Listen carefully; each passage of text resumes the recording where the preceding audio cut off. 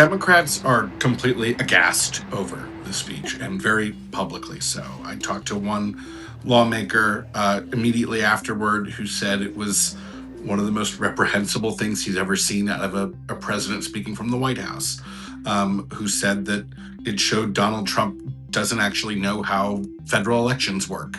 On the Republican side, the response is mixed. I talked to some lawmakers who privately uh, are disappointed in the president's speech.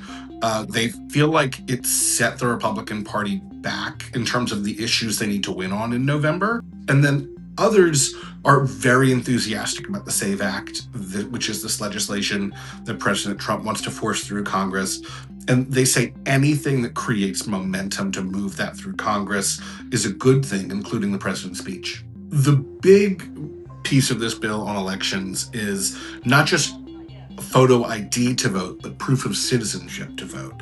And in some states, that means a driver's license wouldn't do it. That would mean a social security card and a passport and various forms of ID. It would mean if you changed your name after you were married, it could complicate your ability to cast a ballot or at least show up and seamlessly do it at your polling place.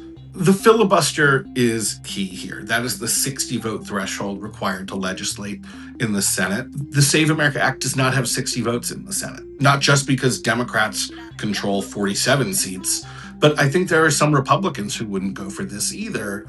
And that's for a couple of reasons. One, politically, it could make voting for Republican voters in red states harder because of mail-in voting restrictions, because proof of citizenship, because of the constituent services that would be needed to facilitate these elections. So that's one.